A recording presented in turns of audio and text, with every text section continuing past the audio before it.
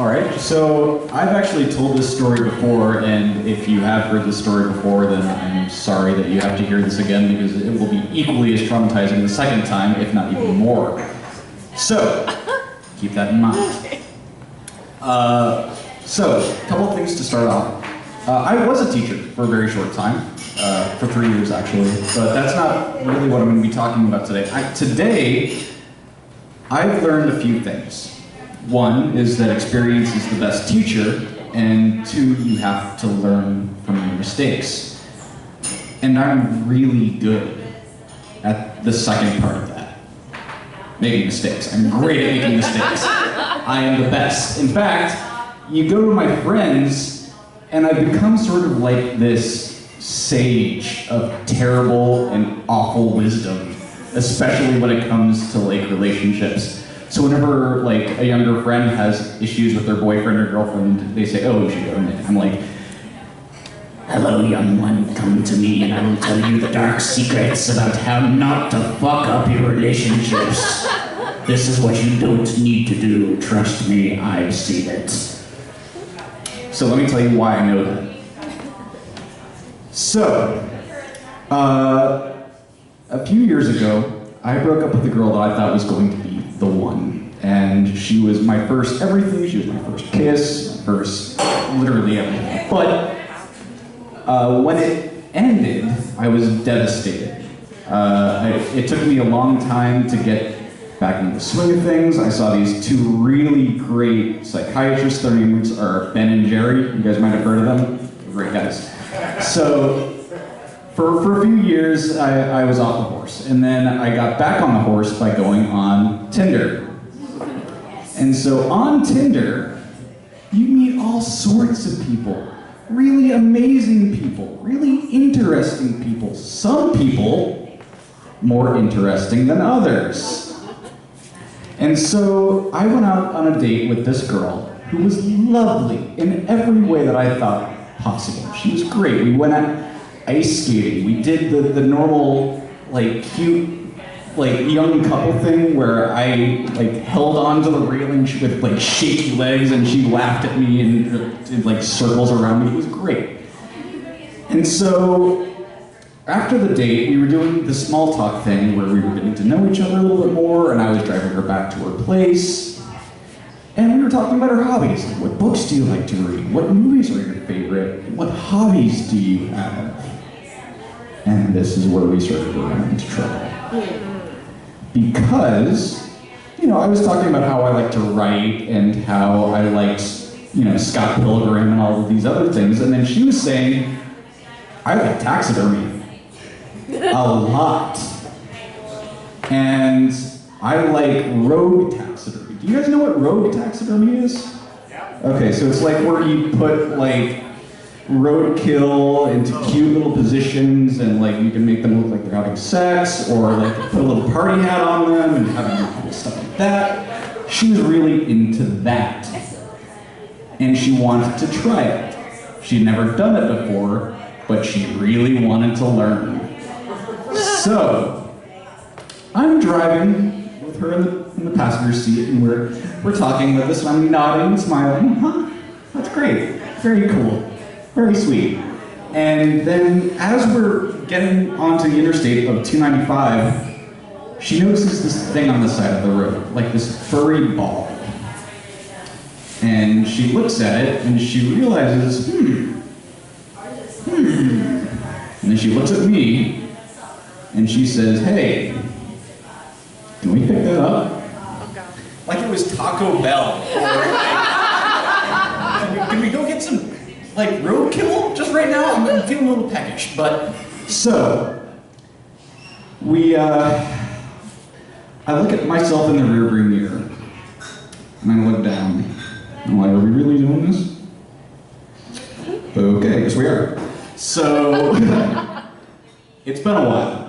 And I pulled over, and for whatever reason, I actually had some of the supplies that would be needed for this endeavor. Okay, I'm not a serial killer, just so we're clear, all right? Just because I have trash bags and like gloves and cleaning supplies does not make me a serial killer. Dexter, don't act. All right. So I pull over, and on the side of the road, it turns out that it's a possum. It is a dead possum.